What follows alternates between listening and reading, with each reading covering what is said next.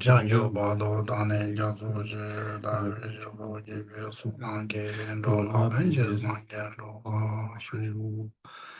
上给就当做给就那了，将就把头当年将出去，大约先做给别送上给着老本些上给着吧修。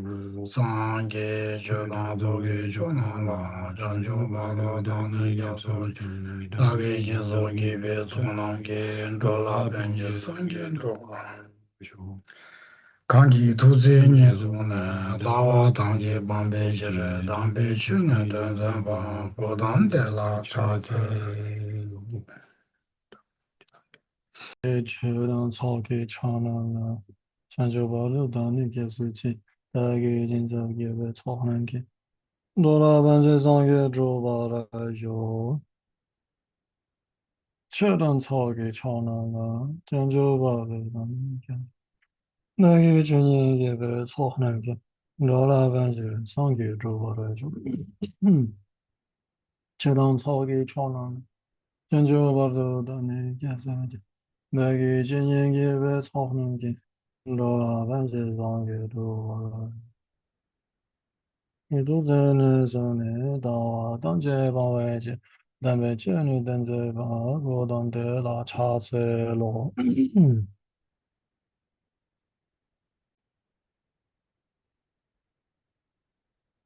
嗯，et donc ici, nous allons parler des 12 liens de production dépendantes. Donc nous sommes normalement à la page 18 en français.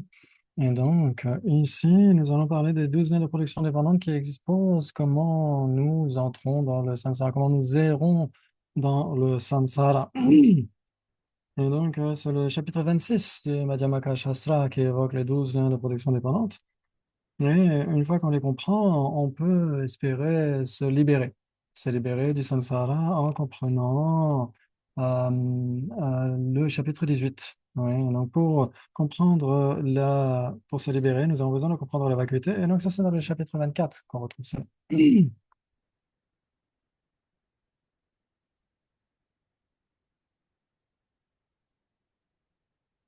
Mhm. Et donc ici, c'est pour voir à quel point la vacuité est importante. Il est très, très important de comprendre la vacuité, comme on l'a dit, et comme le dit sa sainteté ici, comme on mentionnait précédemment pour dire à quel point la vacuité importe. Elle est capitale afin d'épuiser les afflictions. Parce qu'on pourrait se demander, mais quel est l'intérêt d'étudier la vacuité, de réfléchir à la vacuité, de méditer la vacuité, quels sont les fruits de cela? Eh bien, le point capital ici, c'est de voir que dans notre continuum mental, nous avons le karma et les kleshas ou les afflictions.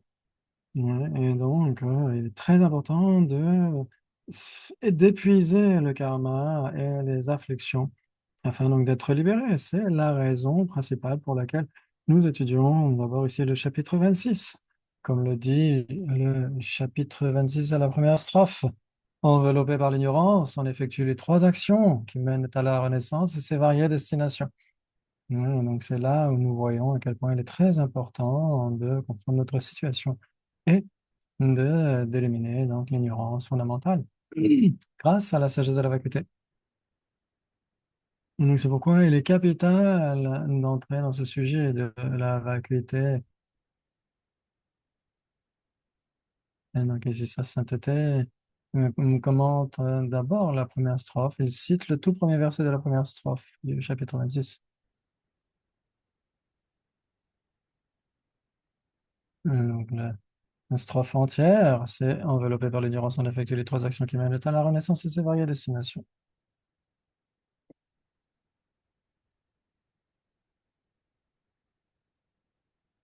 Le texte dit littéralement enveloppé par l'ignorance ou obscurci par l'ignorance. Il y a à nouveau les renaissances en tibétain Yangtze et en sanskrit Punarbhava. Ouais, donc les renaissances. Oh. Et donc, comme on a dit, Yangtze, c'est le redevenir, en fait, hein, littéralement. Et donc, c'est la première strophe ou le premier verset de la strophe. en tibétain. Donc, je la commente directement. Et donc ici, on a enveloppé par l'ignorance, nous sommes obscurcis par cette ignorance. Et donc, c'est cette ignorance qui voit la vision du mode d'être, de ce qui est à entreprendre et à abandonner. Ouais, et donc, à cause de cela, nous accumulons des karmas, et la plupart du temps des karmas malsains, des karmas négatifs, parce que nous sommes envahis par d'innombrables afflictions. Et donc, à cause de toutes ces afflictions, nous accueillons le karma malsain. Et à cause de cela, bien sûr, il est impossible de sortir du samsara. Et donc, nous avons la nécessité de renaître encore, encore et encore dans le samsara. C'est le résultat de tout cela. Donc, c'est pourquoi ici, c'est la séquence. Parce que nous sommes obscurcis par l'ignorance. Il y a les renaissances. Littéralement, en tibétain, c'est comme ça que c'est mentionné. Yang, ça veut dire encore, si pas, c'est le devenir ou l'existence. Et donc, Yang si, ce sont les renaissances. Donc, ici, c'est la façon dont survient le samsara, en fait, hein, comme on l'a dit. Le texte dit de plus. Sa sainteté dit, cette ignorance voile la vision du mode d'être, de ce qui est à entreprendre et à abandonner. Oui, et ce en quoi on doit s'engager et ce dont on doit se détourner. Donc, c'est cette vision, cet œil, littéralement, tibétain, qui est voilé. Donc, à cause de cela, nous accumulons des karmas propulsifs au sein du samsara. Donc, même si nous essayons d'étudier, d'analyser, de méditer, etc., mais sans vraiment comprendre la façon dont les choses existent, on peut être complètement à côté de la plaque. Et donc, on n'obtiendra pas de résultats favorables. On sera loin d'obtenir le fruit spirituel. Ouais, donc, on essaiera d'étudier, mais de manière incorrecte. On va essayer de réfléchir, mais ça ne va pas apporter de grands fruits. On va réfléchir de travers, on va méditer de travers, etc. Donc, ça va nous emmener à l'opposé du fruit escompté. Ouais, donc, à cause de cette ignorance qui nous voile c'est la façon dont les choses existent, et surtout le mode d'être de ce qui doit être entrepris, de ce qui doit être abandonné. Puisqu'on ne voit pas le mode d'être de cela, eh bien, nous accumulons des karmas qui nous propulsent dans le samsara. Et donc, ici, nous sommes tellement voilés, à cause de cela, nous ne voyons pas le mode d'être des choses. Et donc, c'est pourquoi nous tournons encore et encore dans le samsara, et le samsara est sans limite.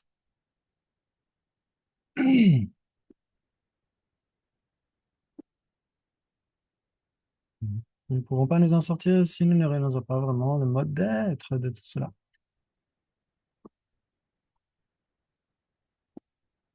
Ça, c'est à cause des karmas propulsifs, ouais, les karmas qui le projettent au sein des samsara. Et ces karmas eux-mêmes ont été accumulés à cause de l'ignorance fondamentale. Donc, c'est là où nous avons les 12 liens.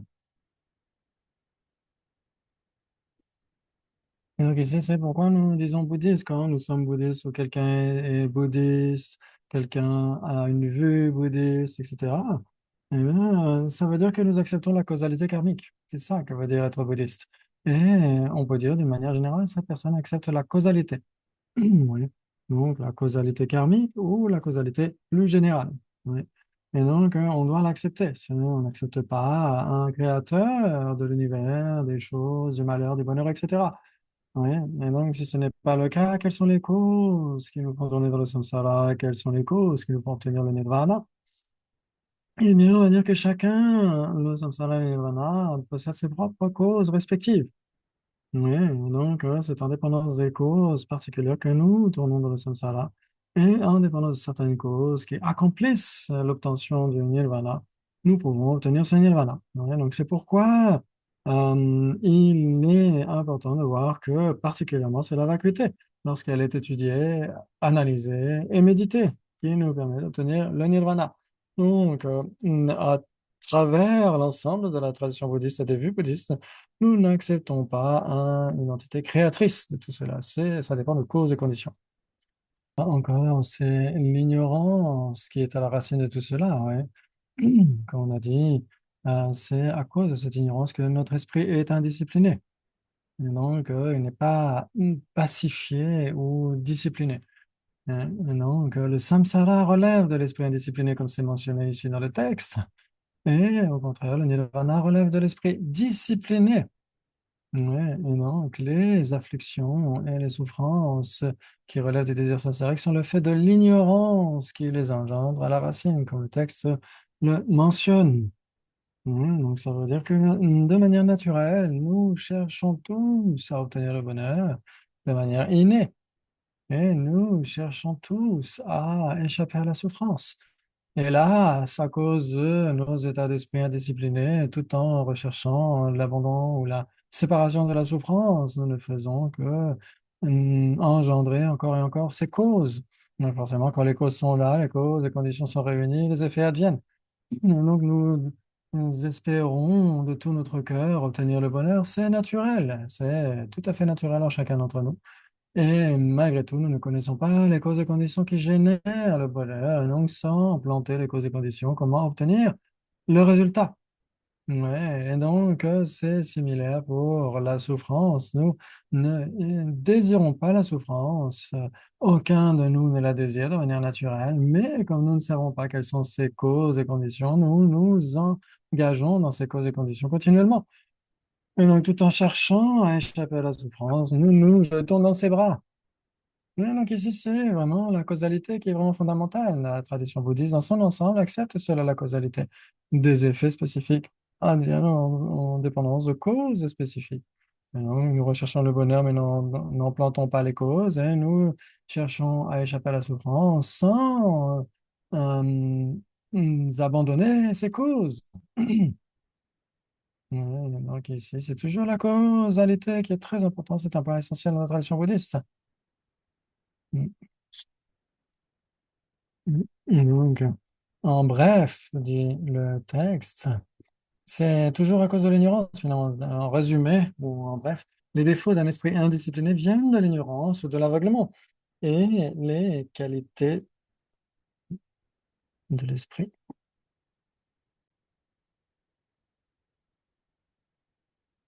ah, ça a bloqué, c'est un problème de connexion, vous m'entendez? Super, si vous m'entendez, c'est que ça fonctionne, mais pour moi, tout est figé. Ok, c'est pas grave, je vais continuer à traduire. Donc, comme on a dit, l'ignorance qui est cette inconnaissance, cet aveuglement au regard de ce qui doit être entrepris et ce qui doit être abandonné. Et donc, à cause de cela, nous ne cherchons pas à éliminer cette ignorance. Hum, Notre difficulté ici, c'est qu'en effet, nous sommes aveuglés au regard de la véritable nature de ce qui doit être entrepris et ce qui doit être abandonné. Oui, donc nous ne recherchons pas les moyens de nous débarrasser de cette inconnaissance ou de cet aveuglement. Donc c'est ça l'ignorance fondamentalement. Et donc d'où viendrait cette ignorance, hein? Et cette ignorance est à la racine de tout cela et c'est de ne pas comprendre véritablement la nature des choses. Elle nous empêche de véritablement reconnaître ce qui doit être entrepris, ce qui doit être abandonné. Et donc, on n'a jamais fait l'effort de comprendre tout cela, comme on a dit. Et donc, c'est cette ignorance qui fait que notre esprit est totalement indiscipliné, et cet esprit totalement indiscipliné est totalement envahi par d'innombrables afflictions, comme on a dit, l'attachement, l'aversion et les afflictions similaires. Ouais, donc, nous avons besoin de fournir des efforts pour comprendre le processus de tout cela. Le fait que nous avons cette ignorance. Il faut contrecarrer cette ignorance afin de contrecarrer toutes les afflictions qui engendrent les karmas contaminés, qui engendrent les différentes souffrances, et donc le samsara. Ouais, donc c'est pourquoi nous avons besoin de fournir des efforts afin de comprendre cela et non finalement d'aller dans le bon sens, puisque sinon le samsara continue de se poursuivre. Donc ici, dans notre cas particulier, ici, nous avons besoin de générer les qualités de notre esprit afin de contrecarrer les défauts de notre esprit indiscipliné. Et donc, dans notre contexte ici, le moyen de générer les qualités de notre esprit, d'un esprit discipliné, cela Il ne peut reposer que sur la compréhension de la vacuité d'existence inhérente de tous les phénomènes. Oui, nous avons besoin de comprendre la véritable nature des phénomènes. Et donc, par rapport à cette vacuité, nous avons besoin de comprendre qu'est-ce qui est vide. Qu'est-ce qui est vide de quoi sont vides les phénomènes, etc. Donc, c'est la question qui doit survenir en nous. Quand on dit la vacuité, c'est vide de quoi? Et donc, quelle est cette vacuité? De quel type d'absence parlons-nous ici?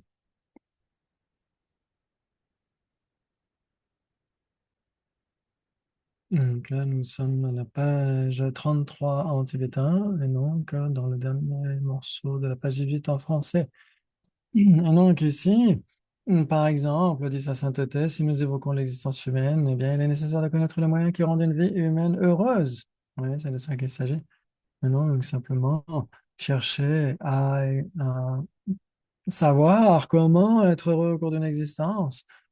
Nous avons besoin de développer cette clarté par rapport aux méthodes qui mènent vers une existence digne d'être vécue. Oui, c'est pourquoi, si nous ne nous engageons pas dans les méthodes, nous ne savons pas comment mener une existence heureuse.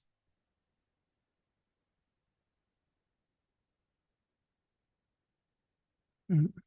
Donc, ici, ne serait-ce qu'en pensant à cette seule existence, ouais, si nous ne savons pas comment produire les causes et conditions du bonheur dans cette existence, eh bien, tout simplement, nous serons malheureux toute notre vie. Ouais, donc c'est ce que on retrouve ici en haut de la page 33 en tibétain. Et donc, à chaque fois, vous avez dans le texte les numéros de page écrits en gras, ça correspond au tibétain. Et donc, comme nous souhaitons tous avoir une existence heureuse, nous comprenons facilement qu'il est très important d'être correctement éduqué dès le plus jeune âge. Ouais, quand nous grandissons aussi, nous pouvons avoir une éducation encore plus soutenue, plus étendue. Pourquoi? Pour connaître les moyens qui font qu'on est plus heureux dans cette vie. Et donc, par exemple, ici, depuis notre enfance, nous avons éliminé de nombreux types d'inconnaissances. Oui, c'est manque de savoir. Oui, il y a de nombreux types d'ignorance, d'inconnaissance, on pourrait dire. Et donc, jusqu'à maintenant, nous en avons éliminé beaucoup. Nous avons été à l'école et nous avons éliminé beaucoup d'inconnaissances grâce justement à la connaissance. Par exemple, nous ne savions pas écrire ou lire, etc. Et nous avons éliminé cela, cette inconnaissance, jusqu'à connaître beaucoup de choses. Par exemple, les langues. Au début, on ne parlait aucune langue, au tout début. Et donc, c'est par la suite que nous avons appris une langue et puis nous avons fourni des efforts pour cela. Ouais, donc, cela permet d'éliminer l'inconnaissance au regard d'un langage en particulier, mais on peut l'appliquer à d'autres domaines. On, on développe notre connaissance et donc cela permet d'éliminer l'ignorance, certains types d'ignorance. Donc, comme on l'a dit, c'est valable pour le fait de lire et écrire. Ensuite, c'est valable pour les langues ou pour d'autres matière aussi. Donc, il faut fournir des efforts pour cela. Est-ce que tout le monde comprend ce que dit Geshe-la? Est-ce que c'est suffisamment clair?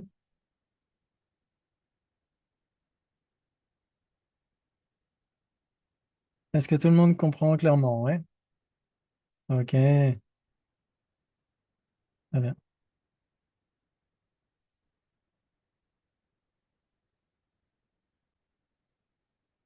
Donc, ici, en effet, pour entreprendre des choses, ce qui doit être adopté, il y a beaucoup de pratiques à adopter, en fait, hein. C'est assez progressif. Oui, on a besoin, par exemple, de entrer d'abord dans l'éthique. C'est très important de s'abstenir des dix négativités. Oui, et donc d'avoir une éthique appropriée pour se débarrasser des dix négativités puisqu'elles vont être désastreuses pour nous. Et donc, cela dépend du fait de voir de nombreuses fois les méfaits, les défauts de ces négativités. On a besoin de comprendre cela et sur la base de cette compréhension, nous pouvons maintenir cette éthique qui s'abstient des négativités. Et donc, c'est comme ça, progressivement, qu'on développe la capacité de s'engager dans ce qui est digne d'être entrepris. Et donc, on y va de manière progressive. On commence, bien sûr, par l'éthique et l'abstention des dits, négativités, etc. Hmm. Donc, c'est comme ça qu'on élargit notre compréhension de ce qui doit être adopté, ce qui doit être abandonné, de manière parfaite.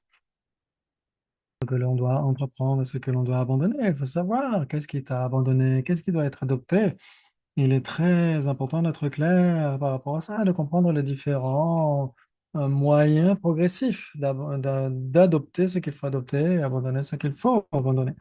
Oui, donc, par exemple, ici, l'exemple que nous prenons avec les dits négativités sont à abandonner. Et l'éthique qui s'abstient des dits négativités doit être entreprise, doit être adoptée, entreprise. Ouais. Et donc ici, c'est très important de voir qu'il y a des effets extrêmement différents par rapport aux négativités et les effets extrêmement différents qui sont issus de l'éthique qui maintient, qui s'abstient des négativités. Oui, donc elles ont des effets extrêmement différents. Donc, si on comprend cela, on se dit, OK, là, l'éthique qui abandonne les négativités est ce qui doit être adopté. Et donc, forcément, les négativités, c'est ce qui doit être abandonné. Donc, plus on est clair par rapport à ça, plus on sait ce qu'on doit faire. Donc, on comprend quels sont les résultats différents. Si on veut être heureux, bien sûr, on veut des résultats favorables. Il faut planter les causes et donc développer l'éthique qui s'abstient de négativité. On va s'abstenir de notre mieux d'entrer, s'abstenir d'entrer de s'engager dans les négativités.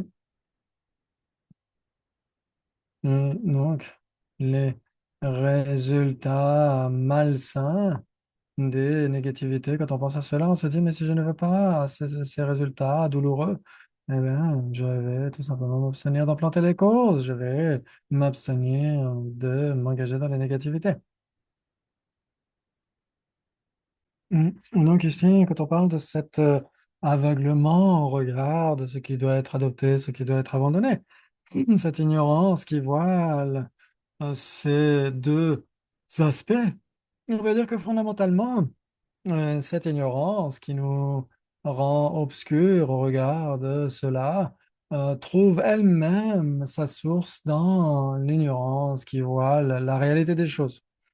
Oui, donc l'ignorance qui voile la réalité des choses, c'est cette confusion qui engendre la samsara, ou le devenir samsarique. Oui, ce samsara qui est un autre contexte de souffrance. Et donc, ce contexte de souffrance samsarique a pour racine l'ignorance fondamentale qui voile la réalité des choses. Oui, donc on peut voir qu'il y a des strates plus profondes. Et la plus profonde, c'est l'ignorance qui voile la réalité. Et donc, si cette ignorance est divisée en deux, on dira il y a l'ignorance qui saisit le soi des personnes et l'ignorance qui saisit le soi des phénomènes. Et donc, c'est l'ignorance la plus fondamentale. C'est celle qui agit à la racine de notre devenir samsarique. Et donc là, on peut voir que c'est fin de page 18, début de page 19 en français, quelque chose comme ça. Mm, mm. Donc ici, comme on a dit, il y a la saisie du soi des personnes et la saisie du soi des phénomènes. Donc, de quoi est-ce qu'on parle ici quand on parle de la saisie du soi des personnes? Et donc, cette personne qui... Il faut savoir qui est cette personne, oui. Il faut savoir ce que sont ces agrégats qui sont la base d'imputation de cette personne. Donc, qu'est-ce que nous apprenons en dépendance des agrégats? Ça veut dire que quand nous voyons quelqu'un, nous voyons d'abord l'un ou l'autre des agrégats. Donc ça, c'est très important. Donc ici, quand on parle du soi des agrégats, la saisie du soi des agrégats, c'est la saisie du soi des phénomènes. Et la saisie du soi de la personne, c'est la personne qui est imputée en dépendance des agrégats. Oui, donc la personne doit être appréhendée en dépendance des agrégats. Si par exemple Geshe-la disait, si vous voyez Christophe ou vous voyez Rafa, c'est que vous voyez d'abord l'un ou l'autre des agrégats de cette personne. C'est en dépendance de la base d'imputation. C'est la base d'imputation qui fait qu'en effet, on peut imputer la personne elle-même. Donc, L'individu est désigné en dépendance de cette base d'imputation, il est simplement désigné. Mais il est impossible de rechercher le référent de cette désignation, parce que si on devait rechercher, on ne trouverait rien. Ouais, donc ici, ça veut dire qu'on dit tout simplement, vous voyez Christophe, vous voyez Rafa, vous voyez telle ou telle personne, etc. Et donc ça, vous désignez en dépendance de tout ou partie des agrégats. Donc, c'est-à-dire que la personne est simplement imputée par une désignation. Et donc, si vous allez chercher au-delà de ce qu'est la simple désignation, vous ne trouverez rien. Mm. C'est comme ça qu'on dit que n'importe quel phénomène est une simple désignation conceptuelle. Donc, si on recherchait au-delà de la simple imputation, il serait impossible de trouver quoi que ce soit. Ça veut dire que la personne est simplement imputée en dépendance d'une base d'imputation que sont les agrégats. Par exemple, si... Mm.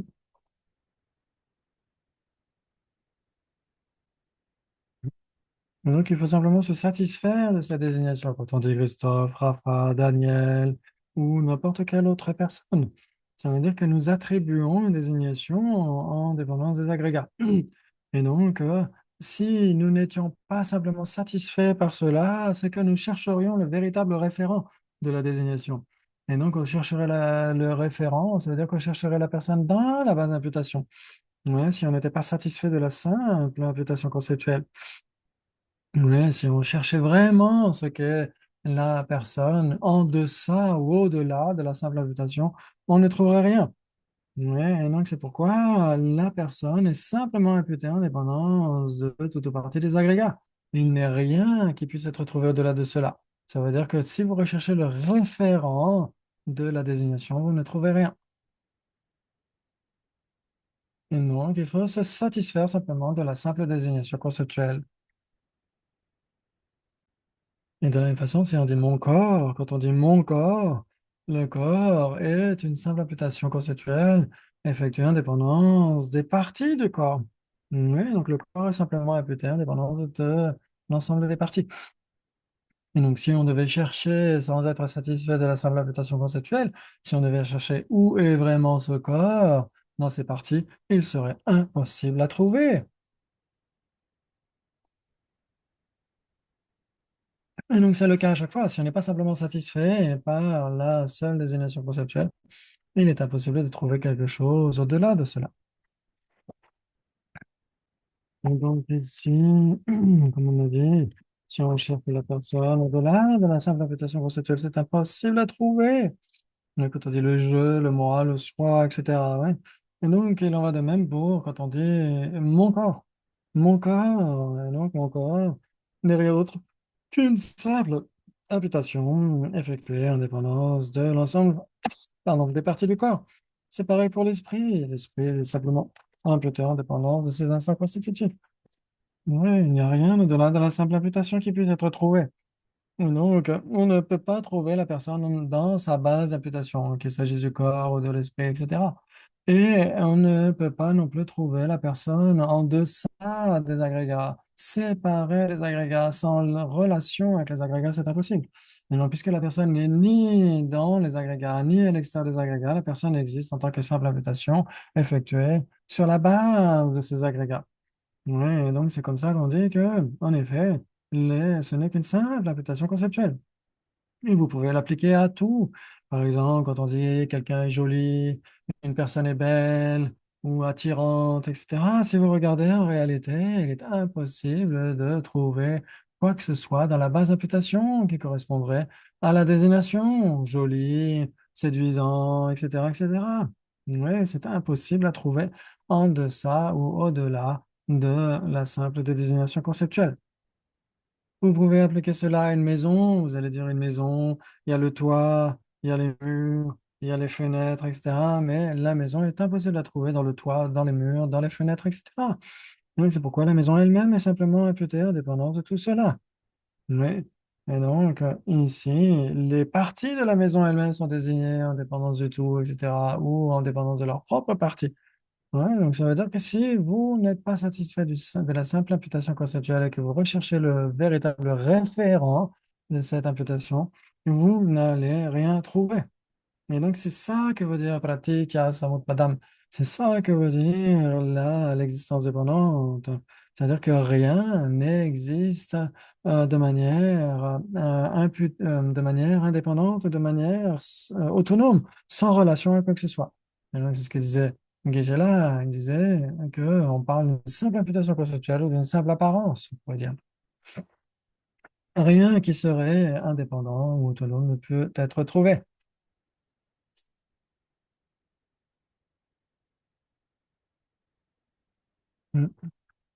Donc ici, comme on l'a dit, il y a la saisie de soi personnelle et la saisie de soi des phénomènes. Donc l'ignorance est double.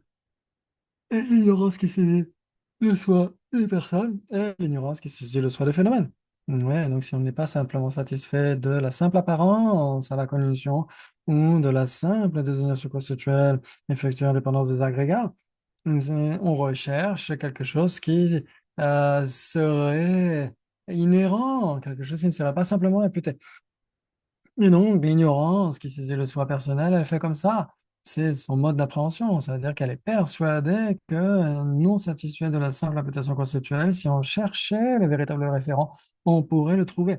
C'est comme ça que l'ignorance fondamentale saisit la personne, mais aussi, bien sûr, saisit les phénomènes.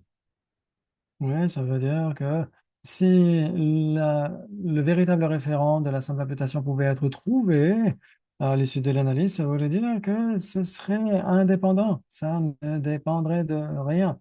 Et donc, c'est l'opposé de son mode d'être, puisque n'importe quel phénomène dépend de quelque chose d'autre. Oui. Donc, ici, c'est la saisie du soi personnel, ça veut dire que l'ignorance qui saisit le soi de la personne est persuadée que la personne pourrait être retrouvée en deçà ou au-delà de la simple désignation conceptuelle. Et il en va de même pour les phénomènes. Ouais, quand on dit les phénomènes, ça veut dire n'importe quel existant autre que la personne. Et donc, l'ignorance qui saisit un soi des phénomènes, c'est quand elle est persuadée que le phénomène pourrait être trouvé dans sa base d'imputation. Le phénomène pourrait être trouvé quand on cherche le véritable référent de la simple imputation conceptuelle et qu'on le trouverait. Ouais. Et donc ici, quand on dit par exemple mon corps, mon esprit, etc., quand on a pour objet d'observation le corps, l'esprit, etc., et qu'on le saisit, quand on les saisit comme existant de leur propre côté, sans être simplement imputé par une désignation conceptuelle, c'est ça l'ignorance qui saisit le soi des phénomènes. Et donc c'est pourquoi on a deux types d'ignorance, celle qui saisit le soi des personnes et celle qui saisit le soi des phénomènes. Donc ici, quand on dit la saisie du soi personnel et la saisie du soi des phénomènes, cette ignorance fondamentale, c'est de ça qu'il s'agit quand on parle de la racine du samsara. Ouais. Et donc, quel est son mode d'appréhension? Elle appréhende la personne et les phénomènes à l'opposé de ce qu'ils sont. Ouais. Donc, ça veut dire, comme on l'a dit, l'ignorance qui saisit le soi de la personne saisit la personne comme étant indépendante des agrégats, comme étant autonome par rapport aux agrégats. Et l'ignorance qui saisit un soi des phénomènes, elle saisit les parties, on pourrait dire, de la personne, ouais, les agrégats, comme existant de leur propre côté, de manière indépendante, sans dépendre de rien, de quoi que ce soit. Et donc, pourtant, la personne et les phénomènes sont à l'opposé de cela. Ils sont dénués d'existence indépendante ou dénués d'existence autonome. Oui, mais nous les saisissons à l'opposé de ce qu'ils sont. Et donc, à cause de cette condition, de cette saisie ignorante, toutes les autres afflictions telles que l'attachement, la colère, l'aversion, etc., surviennent. Et c'est comme ça que nous errons encore et encore dans le samsara. C'est le processus. C'est pourquoi on dit que l'ignorance fondamentale est la racine du samsara, puisque en dépendance de cette saisie distordue, nous avons les autres afflictions, le karma et donc les différents types de renaissance.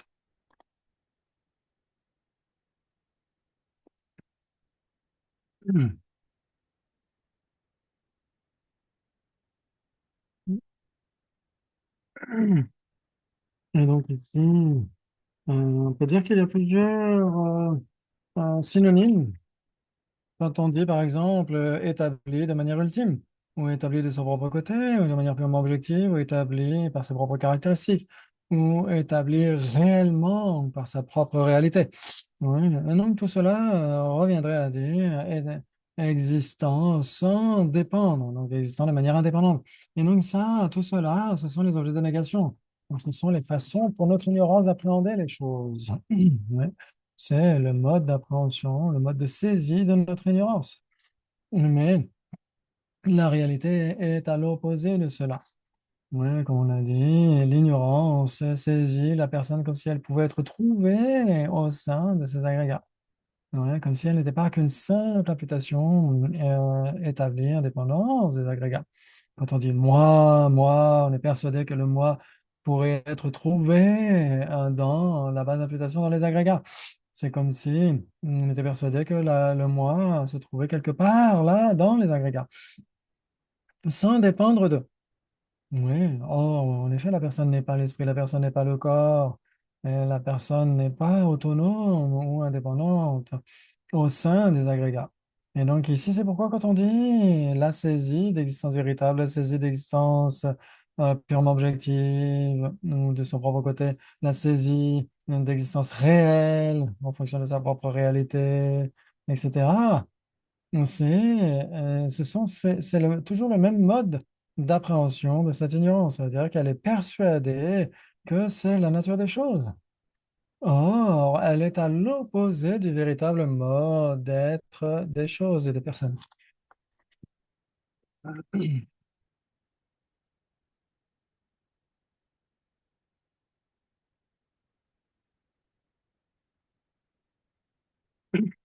Et donc ici, pour que ce soit assez clair dans notre esprit, ça veut dire que le moi ou le je semble exister de son propre côté, du côté de la base d'imputation. Or, il n'est pas le corps, il n'est pas l'esprit, mais il est simplement désigné en dépendance de cela. Oui. Et donc,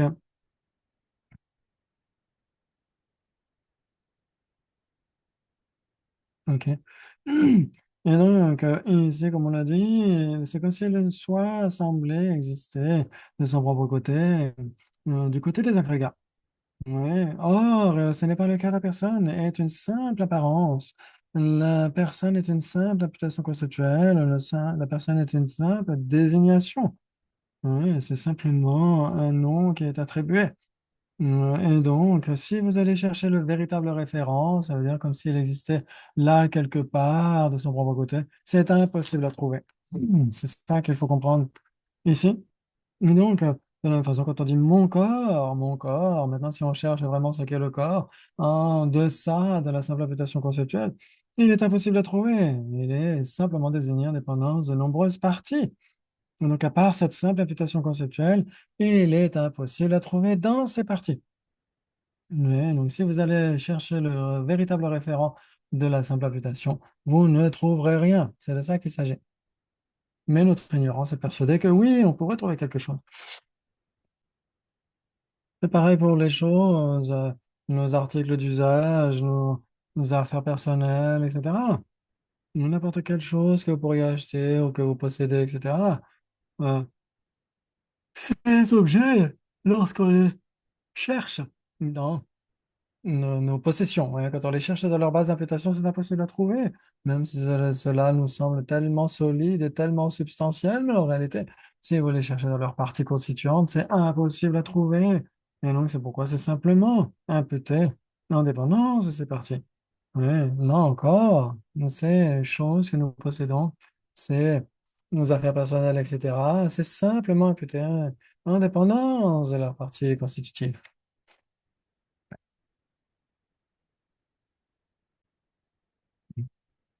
Donc ici, quelle est cette ignorance ou cette confusion? Ça synthétise l'océan de raisonnement de la matière capable. Et donc, c'est à la page 19, je pense, en français. Donc, quelle est donc une telle ignorance ou une telle confusion? Comme l'indique le grand commentaire de la matière capable, l'océan de raisonnement, l'ignorance n'est pas la simple absence de connaissance au regard de la réalité, ni non plus ce qui est simplement autre, mais elle est diamétralement opposée à cette connaissance de la réalité. En ce sens, qu'ayant observé la personne ou les phénomènes, elle est saisie comme étant établie par leurs propres caractéristiques. Encore, c'est figé. Espérons que la ligne va tenir. Donc, là est en train de commenter ce que dit Sassante au regard de cette citation de l'océan de raisonnement.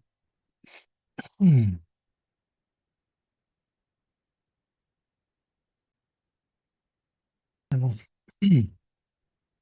Impeccable.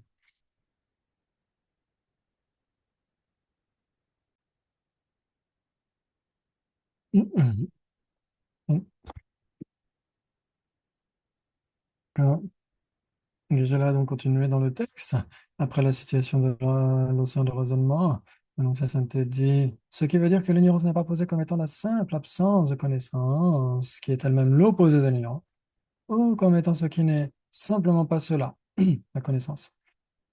L'Abhidharma Kosha d'Acharya Vasubandhu mentionne l'ignorance comme le mal intentionné, le mensonge, etc.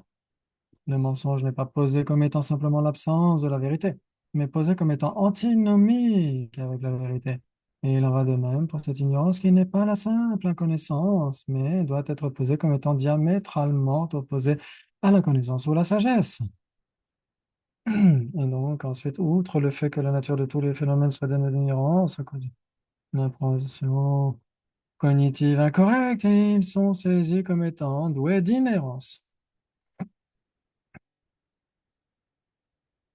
Donc, leur mode d'être effectif est vide d'inhérence, et ceux qui connaissent cette absence d'inhérence, c'est une condition qui connaît le mode ou la factualité en tant que véritable mode d'être exactement tel qu'il est, ou encore une condition qui connaît la réalité, une sagesse du mode qui connaît la factualité ou la réalité telle qu'elle est.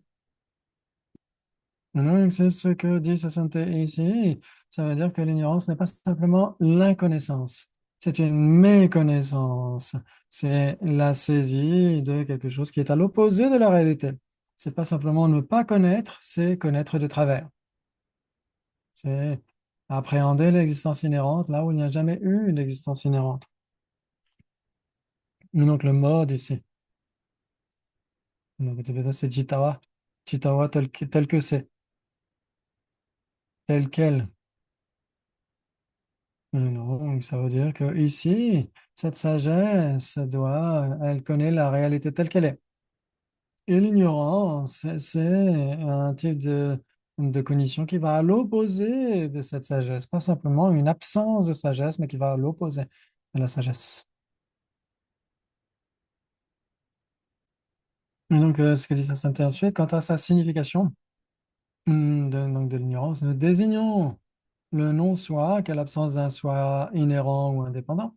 Et nous parlons de la réalité, qui est la simple absence de l'objet de négation, et de la vacuité telle qu'elle est établie par la simple séparation de l'objet de négation. Hmm. Donc, c'est de ça qu'il s'agit quand on parle de la vacuité. Oui. Et donc ici, la réalité, l'échronénie, la réalité.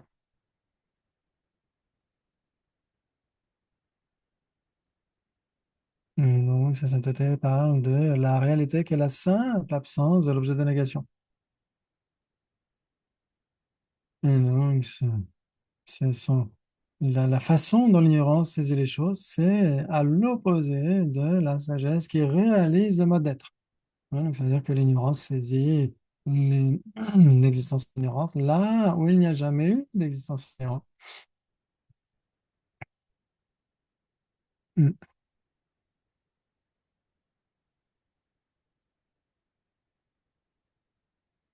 Donc ici, il est question de voir qu'il n'y a rien qui puisse exister de manière indépendante. Quand on dit le non-soi, c'est-à-dire l'absence d'un soi indépendant. C'est-à-dire l'absence d'un soi qui serait établi de son propre côté de manière indépendante ou autonome. Mais on n'a jamais dit qu'il n'y avait pas de soi conventionnel. Ouais, ça c'est très important de comprendre la distinction. Quand on dit le non-soi, c'est un type de soi particulier qui est nié. Ce n'est pas n'importe quel soi. Le soi conventionnel, le soi qui est simplement imputé en dépendance des agrégats, celui-ci existe. C'est une simple imputation conceptuelle. Et celui-ci existe. Et donc, le soi qui n'existe pas, ce serait ce soi qui existerait sans être une simple imputation conceptuelle, qui existerait du côté des agrégats. C'est ça qui est nié dans le non-soi. On ne dit pas que le soi, en général, n'existe pas. Le soi qui est simplement imputé indépendant des agrégats, celui-ci existe. Il n'est jamais nié. Quand on dit non-soi, on ne nie pas l'existence d'un soi simplement imputé indépendant des agrégats. C'est impossible à nier. Ouais. Et c'est pareil pour le corps ou la maison. Le corps n'est jamais nié. Un corps inhérent ou un corps qui serait, euh, qui pourrait être trouvé dans ses parties constituantes, etc., ou dans son base d'imputation, c'est impossible à trouver. Il n'y a pas de tel corps.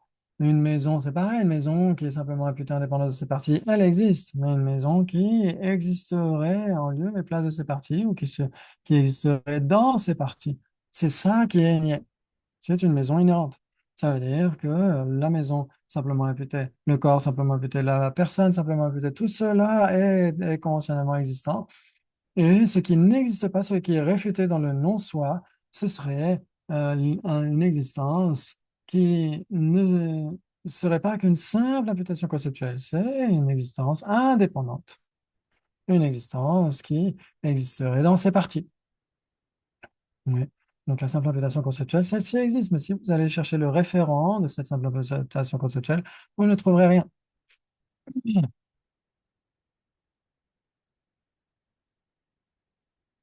Et donc, quand on dit il n'y a pas de jeu ou de soi, etc., c'est il n'y a pas de jeu indépendant ou autonome. Il n'y a pas de soi indépendant ou autonome. Si on disait parce qu'il n'y a pas de soi, alors je n'existe pas. Si je n'existe pas, quel serait l'intérêt d'étudier? Quel serait l'intérêt de fournir des efforts pour ceci et cela? Si on n'existait pas, ce serait sans intérêt du tout. Ouais. Donc, quand on dit qu'il n'y a pas de soi ou pas de jeu, ça veut dire qu'il n'y a pas de soi inhérent, il n'y a pas de jeu inhérent. Mais le soi ou le jeu qui existe conventionnellement, qui sont simplement imputés en dépendance de toute ou partie des agrégats, ça existe. Oui, et c'est pour ça qu'on peut fournir des efforts pour obtenir le bonheur, on peut fournir des efforts pour échapper à la souffrance. On peut dire je désire le bonheur, je désire échapper à la souffrance. Parce que le jeu existe, le jeu conventionnel existe. Si le jeu n'existait pas, quel serait l'intérêt de dire je veux être heureux, je vais échapper à la souffrance? Quel serait l'intérêt? Il est très important de faire sa distinction. Quand on parle de non-soi, c'est un type de soi particulier qui est nié. Ce n'est pas n'importe quel soi, ce n'est pas le soi conventionnel qui est nié, le soi simplement imputé qui est nié. C'est le soi qui existerait sans être simplement imputé, un soi qui serait indépendant. C'est ça qui est nié. Donc, là encore, il est très important de faire la distinction entre ces deux. Le soi, le je, le moi, etc., existent en tant que simple imputation conceptuelle. Le soi, le je, le moi inhérent, ça n'existe pas. Ou indépendant, ou euh, autonome, etc. Puisque le jeu conventionnel existe, on peut souhaiter être heureux et échapper à la souffrance. Et donc là, à nouveau, il est très important de faire cette distinction entre la négation et l'affirmation. Ouais, ce qui est nié, ce n'est pas n'importe quel soi. Tout ce que l'on voit, tout ce que l'on entend, tout ce avec quoi on interagit, cela existe conventionnellement, ou cela existe en dépendance, ou cela existe en termes de simple imputation conceptuelle.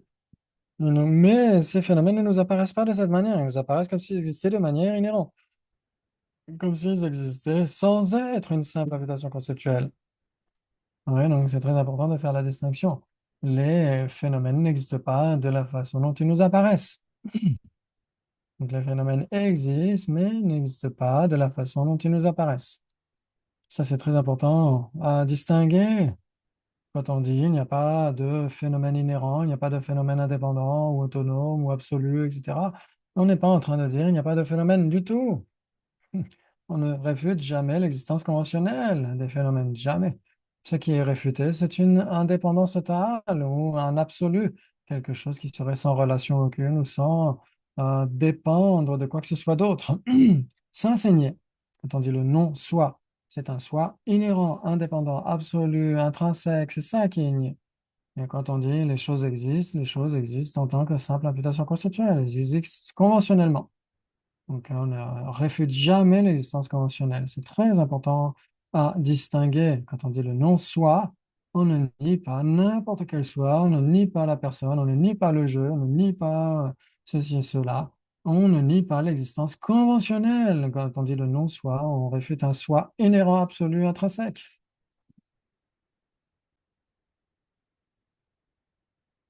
Mm. Et donc ici, tous ces phénomènes sont dénués d'existence inhérente. On ne dit pas les phénomènes sont dénués d'existence conventionnelle. Jamais nous ne le dirons. Ouais, on dit les phénomènes n'existent pas de manière inhérente. On ne dit pas les phénomènes n'existent pas ou n'existent pas conventionnellement. Si les phénomènes n'existaient pas conventionnellement, eh bien, il n'y aurait même plus la causalité karmique.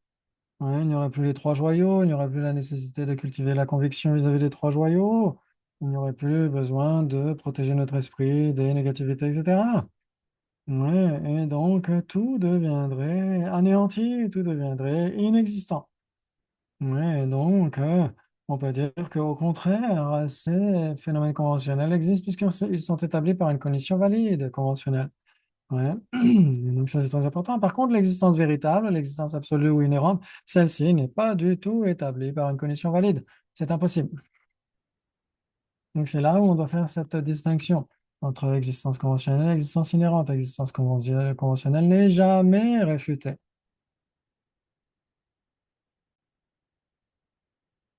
Donc ici, qu'est-ce a lu le paragraphe? Ici, on est toujours page 19, vers la fin. Et donc, quant à sa signification, dernier paragraphe, de la page 19. Donc, quant à sa signification de la vacuité, nous désignons le non-soi qu'est l'absence d'un soi inhérent ou indépendant. Et nous parlons de la réalité qu'est la simple absence de l'objet de négation et de la vacuité telle qu'elle est établie par la simple séparation de l'objet de négation. La sagesse qui connaît le mode d'être, la réalité ou la vacuité est évoquée comme la sagesse qui réalise la vacuité, la sagesse qui réalise le non-soi.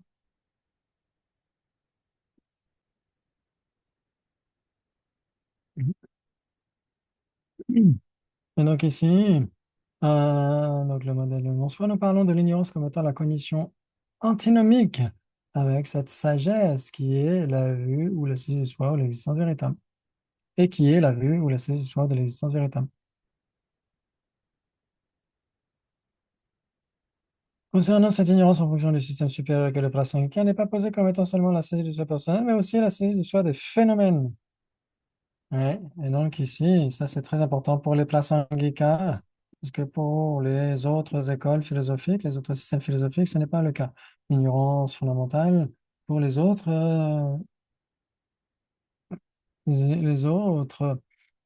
écoles philosophiques, l'ignorance est la saisie du soi des personnes. Pour la prasangika, l'ignorance fondamentale, c'est la saisie du soi des personnes, et la saisie du soi des phénomènes.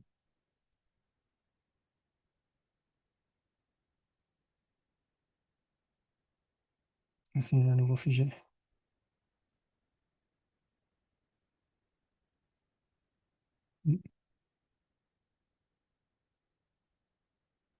Donc ici, c'est pour dire que du point de vue du Prasangika Madhyamaka, le système supérieur, quand on dit Marikpa, c'est vraiment spécifique, c'est-à-dire l'ignorance qui saisit un soi de la personne ou des phénomènes. Par exemple, quand on parle de l'ignorance qui voit la causalité karmique, pour les Prasangika, ce n'est pas véritablement l'ignorance. Pour les autres écoles, il semble que oui. Quand on parle de l'ignorance qui voit la causalité karmique, il parle d'une ignorance. Mais les prasangika diront que ce n'est pas une ignorance pleinement qualifiée. Hmm. Pour les autres écoles, ils l'appelleront aussi Marikpa, mais les prasangika diront surtout confusion au regard de la causalité karmique. Quand on parle de l'ignorance, c'est l'ignorance qui saisit un soi. Hein, une ignorance au regard du mode d'être d'un objet de compréhension. On est en bas de la page 19 et en haut de la page 20 en français. Donc ici, le texte continue en faisant cette distinction entre la saisie du soi de la personne et la saisie du soi des phénomènes. Donc en bas de la page 19. Ces deux soins ici avancés de la personne et des phénomènes s'applique à l'expérimentateur et aux phénomènes inclus dans les objets expérimentés tels que les agrégats. Quelqu'un qui prend plaisir ou qui jouit de tels objets et les objets dont jouit la personne. C'est ça qu'il s'agit quand on dit l'expérimentateur, les objets expérimentés. Et donc, si on distingue ici la saisie de soi de la personne et la saisie de soi des phénomènes, on parle de la personne comme étant l'expérimentateur ou ce qui prend plaisir à ces objets ou qui utilise ces objets. Et les objets utilisés, ce sera les agrégats et les autres phénomènes. Et c'est sur la base de cela qu'on a ces deux types d'ignorance. Oui, c'est de manière générale l'attachement et les autres affections surviennent. Alors survient l'attachement qui s'agrippe au soi de l'expérimentateur, l'attachement qui s'agrippe au soi aux objets expérimentés tels que les agrégats, etc. Et il n'y a pas de distinction au regard du mode d'appréhension lui-même. Oui, c'est simplement les bases qualifiées par cette ignorance, comment dire, c'est les objets d'observation de cette ignorance qui vont différer, mais le mode d'appréhension de l'ignorance lui-même ne va pas différer. Mm. Et donc ici, on est toujours donc, en haut de la page 20 normalement. Donc c'est de manière générale, si d'une manière générale, l'attachement et les autres afflictions surviennent, alors survient, voilà, en anglais, whenever attachment, etc. OK. Donc si d'une manière générale, l'attachement et les autres afflictions surviennent, alors survient l'attachement qui s'agrippe au soi de l'expérimentateur, l'attachement qui s'agrippe aux objets expérimentés tels que les agrégats, et de même l'attachement qui s'agrippe à ce que nous possédons, tel que notre mala, notre domicile, nos vêtements, nos ustensiles, oui, ou encore nos proches, etc. Et donc ici, ce qu'il faut voir, c'est qu'en effet, on a la saisie du soi, ouais, la personne elle-même saisit son propre soi, et indépendant de cela, il y a d'autres affections telles que l'attachement, l'aversion, etc. Et donc l'attachement à nos possessions, à notre situation, à notre maison, notre mala pour les bouddhistes, les gens qui ont un mala, etc., un chapelet. Mais non, quoi, c'est indépendant de l'attachement à la personne, c'est l'attachement qui s'agrippe au soi personnel, qui, en dépendance de cela, qu'il va y avoir l'attachement aux objets expérimentés, tels que les agrégats. Et ça peut être ce qu'on possède, les objets qu'on possède, etc. Et les autres choses, notre voiture, notre maison, voilà, nos vêtements, nos objets du quotidien, etc. Donc, quand on utilise un chapelet ou qu'on appelle un rosaire aussi. Et donc, les ustensiles, les objets d'usage, ça peut être votre voiture, ça peut Guichel a mentionné beaucoup de choses. On peut être attaché à notre boulot, à notre réputation, etc. Et à nos proches aussi. Et donc tout cela se développe en dépendance de la saisie du soi personnel. Normalement, il a lu la phrase après aussi, au regard de chaque objet.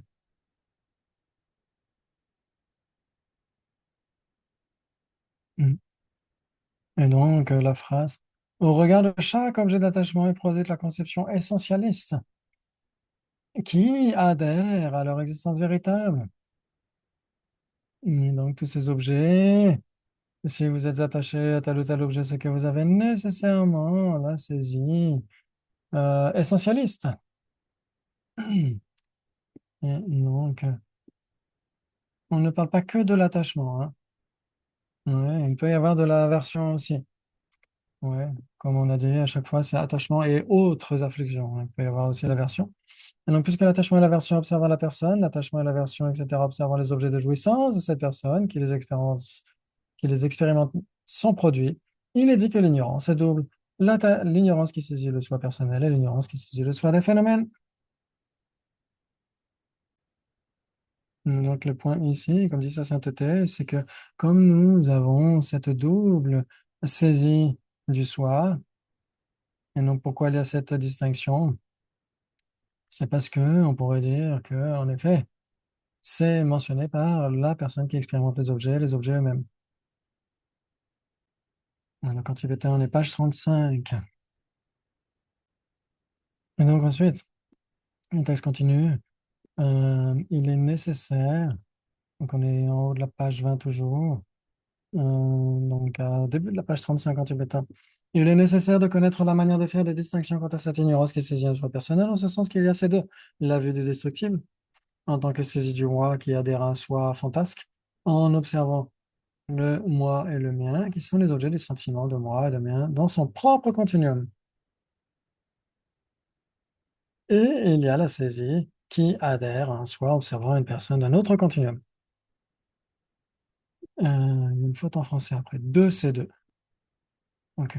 Et donc ici, ça veut dire que la vue du destructible, la vue de la collection transitoire, c'est la saisie du soi dans notre propre continuum. Et donc, on saisit le moi dans notre propre continuum comme existant de manière inhérente. C'est la vue du destructible, mais elle est encore double. C'est-à-dire que ce n'est pas que la saisie du moi, c'est aussi la saisie du mien. Ouais. Le moi existe conventionnellement, le mien existe conventionnellement, existe simplement en tant que simple imputation conceptuelle, mais l'ignorance qu'on appelle ici la saisie du soi personnel, qui est spécifique, qu'on appelle la vue du destructible, c'est celle qui saisit le moi et le mien, il n'y a pas que le moi, il y a aussi le mien, comme existant de manière inhérente, alors qu'ils sont totalement dénués d'existence inhérente. Donc là, la vue du destructible est double, comme on l'a dit. Il y a celle qui saisit le moi dans notre propre continuum et le mien dans notre propre continuum, comme existant de manière inhérente. Donc on regarde du mien et c'est très clair, on ne dit pas le corps qui est mien. Ce n'est pas qualifié, c'est juste mien. Quand on dit c'est mien, c'est mien. On n'est pas en train d'avoir comme objet d'observation le corps ou un autre phénomène. Dans ce cas-là, ce serait la saisie du soi des phénomènes. Ce serait pas la vue du destructible. La vue du destructible saisit le moi et le mien, la notion de mien, le sentiment de mien. Sinon, ce serait une saisie du soi des phénomènes. Mm. Et ça ne pourrait plus être la vue du destructible. La vue du destructible, c'est nécessairement la saisie d'un soi personnel dans notre propre continuum. Et c'est la saisie du moi et le mien, sans qualifier le mien, sans dire le corps, etc., etc. Mm. Et donc ensuite, ça continue dans son propre continuum. Et il y a la saisie qui adhère à un soi en observant une personne d'un autre continuum. De ces deux, il y a une faute en français, de ces deux, la seconde n'est pas la vue destructible, mais constitue une saisie du soi de la personne. Oui, donc il y a la saisie du soi personnel. Et au sein de la saisie du soi personnel, il y a la vue destructible. La vue destructible, c'est la saisie du soi de la personne dans notre continuum. Quand c'est un autre continuum, quand on saisit une autre personne comme existant de manière inhérente, c'est une vue du soi de la personne, mais ce n'est pas la vue destructible. Quand vous saisissez le soi inhérent d'une autre personne, c'est la saisie du soi personnel, mais ce n'est pas la vue destructible. Je continue en disant, au paragraphe d'après. À l'inverse des autres, dans ce système, la différence entre la saisie du soi, à l'inverse des autres systèmes, ouais, ouais, les autres, c'est les non-prasangika. Dans ce système prasangika, la différence entre la saisie du soi personnel et la saisie du soi des phénomènes est faite uniquement en fonction des objets d'observation, et non pas en termes des modes d'appréhension grossiers et subtils. Ça veut dire que c'est toujours la saisie de l'existence inhérente de la personne ou des phénomènes autres que la personne. Si la première saisit un soi en observant une personne, la seconde saisit un soi en observant les phénomènes inclus dans les agrégats et autres, leur manière de saisir est la même, en ce sens qu'elles saisissent l'existence du côté de l'objet. Et donc, bien sûr qu'il y a différents objets d'observation, soit l'ignorance saisit une personne, soit l'ignorance saisit des phénomènes autres que la personne comme existant de manière inhérente. Mais il n'y a pas de niveau de subtilité dans leur mode d'appréhension. Ouais, les autres systèmes diront que la saisie du soi personnel est plus grossière et que la saisie du soi des phénomènes est plus subtile. Mais pour les prasangika, il n'y a pas de grossier et subtil dans le mode d'appréhension du soi, des personnes et des phénomènes. Ça veut dire que les autres écoles diront oui, la saisie du soi des personnes est plus grossière. Mais ce n'est pas le cas pour ce système prasangika. Donc ici, Si l'ignorance observe la personne et saisit le soi en dépendance de la personne, et l'ignorance saisit les agrégats et les phénomènes, etc., comme ils sont de manière inhérente, le mode de saisie est le même. C'est du côté de l'objet. C'est le mode d'appréhension qui est exactement le même. C'est-à-dire la saisie du soi de la personne, la saisie du soi des phénomènes est aussi subtile dans un cas que dans l'autre. Et donc, ensuite, sa sainteté continue en disant en outre, dans le paragraphe d'après, si d'une manière générale la notion de moi apparaît à notre entendement, les agrégats apparaissent d'abord à notre cognition pour qu'ensuite nous ayons la notion du moi. Ça veut dire qu'il faut d'abord appréhender les agrégats d'une personne pour appréhender la personne d'une certaine manière. Ça veut dire quand vous êtes quelque part et que vous voyez quelque chose au loin, vous ne savez pas si c'est un être humain, ça ressemble. Ouais, ça pourrait être une souche d'arbre, ça pourrait être un animal, etc. Donc à ce moment-là, vous voyez juste un agrégat quelque part. Et donc c'est ce que vous percevez d'abord, ensuite vous vous rapprochez et vous voyez une silhouette humaine. Tiens, vous dites c'est un humain, en dépendance de la forme. Et puis vous vous rapprochez, vous voyez le visage, vous dites tiens, c'est tel ou tel être humain, etc., etc. Et vous comprenez quel type d'être humain vous avez en face de vous. Mais à une certaine distance, vous n'êtes pas encore sûr. Vous avez besoin d'appréhender un agrégat, de toute façon, un agrégat de la forme, une partie en tout cas. Et donc, c'est pourquoi on a d'abord la saisie du soi des phénomènes, et en dépendance de la saisie du soi des phénomènes ou des agrégats, on a la saisie du soi de la personne. C'est dans ce processus-là. Et ça, sa sainteté prend un exemple. Il dit, prenons l'exemple de quelqu'un appelé Tashid Dundub. S'il apparaît à notre entendement comme étant un homme corpulent ou grand, c'est qu'en tant qu'objet de notre cognition se manifestent d'abord les agrégats de cet homme et qu'une fois les agrégats de cet homme apparus en tant qu'objet de notre entendement, nous prononçons le nom de Tashi.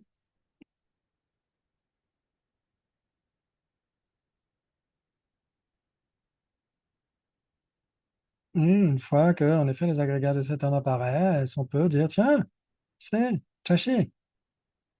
Et donc, c'est ce que dit sa sainteté, c'est que nous avons d'abord l'appréhension des phénomènes, donc les agrégats, pour appréhender la personne. Et donc, c'est ensuite on le reconnaît. On reconnaît, tiens, c'est ça, c'est cette personne un peu corpulente, etc. Et donc, ici, ça veut dire tout simplement que nous avons d'abord la saisie du soi des phénomènes pour avoir la saisie du soi des personnes. Ouais, si nous saisissons notre soi personnel, c'est que, à la base, nous avons d'abord la saisie du soi de nos agrégats, et donc des phénomènes. Et en dépendance de la saisie du soi personnel, nous allons saisir, avoir de l'attachement par rapport à ce qui est nous, ce qui est à nous, et on va avoir de l'aversion pour ce qui semble être opposé à nous, qui est d'un autre groupe, etc. Et en dépendance de cela, de attachement, aversion, on va avoir toutes les autres afflictions et puis les karmas contaminés. Et c'est comme ça que nous renaissons dans le samsara. Et donc, c'est ce processus d'errance dans le samsara qui se produit à chaque fois. Et donc, ici, bien sûr, c'est du côté du point de vue des sutras, du point de vue des tantras, et en particulier du point de vue des tantras supérieurs. Au lieu de dire saisie du soi, des phénomènes de la personne, et puis karma et renaissance, etc., on le formulera autrement. On dira la mort qui est le dharmakaya, le bardo qui est le sambhogakaya, la renaissance qui est le nirvanakaya, et ensuite la mort et le bardo et la renaissance, etc., etc. Donc, on aura ça à chaque fois. Le bardo, le sambhogakaya, sambhogakaya. Et donc, il parle de la mort comme étant la mort, donc le Dharmakaya, le Bardo, le Sambhogakaya, la renaissance, le Nirmanakaya. Et donc, c'est le cycle encore. Voilà. Et du point de vue des sutras, on le mentionnera comme c'est mentionné ici. Et donc, c'est pour mentionner ici à quel point la vacuité est importante. C'est le point principal de cette session aujourd'hui. C'est de comprendre à quel point la vacuité est importante. Elle est cruciale pour éliminer les afflictions. Et donc, pour éliminer les afflictions, nous avons besoin d'éliminer l'ignorance, et donc de comprendre qu'elle est double. L'ignorance qui saisit le soi des personnes et l'ignorance qui saisit le soi des phénomènes. Ouais, et donc, quel est le mode d'appréhension de cette ignorance pour savoir comment l'éliminer? Quelle est sa façon d'appréhender les choses? De voir comment est-ce qu'elle est à l'opposé de la nature des choses. Ouais, et qu'en dépendance de cette distorsion qui va à l'opposé de la nature des choses, nous avons les autres affections telles que l'attachement, l'aversion, etc. Et qu'en dépendance de ces autres affections, nous accumulons le karma. Et donc, nous avons besoin de comprendre cela, tout ce processus, afin d'y mettre un terme. Et donc, c'est pourquoi on pourrait dire qu'ici, il s'agit des points Vajra de cette session, des points adamantins de cette session, c'est de comprendre comment l'ignorance est double et quel est son mode d'appréhension et qu'à cause d'elle, nous allons avoir les autres afflictions qui nous font accumuler le karma et nous font renaître encore et encore dans le samsara. Et donc, on pourrait dire que ce qui est ce en quoi on doit s'engager finalement et qui est final, c'est la sagesse de la vacuité. Ce qui finalement doit être adopté, c'est la sagesse de la vacuité. Parce que sans cela, il est impossible de nous débarrasser des afflictions, donc du samsara. Donc, c'est vraiment fondamental ici de comprendre ce point ici, aujourd'hui. C'est la méthode qui nous fait éliminer toutes les autres afflictions, la sagesse de la vacuité. Donc, c'est pourquoi elle est vraiment capitale à comprendre. Et donc, on a terminé pour aujourd'hui. Bote, ma kia panan ki girchi, kia panyam bamme bayan, gonu gondo pewa yo. Awe kara je ganzo penan de omole joe. Chare de wanden zinga zo i jabes te baro tengiru je. Kyogeshila Tous, à bientôt.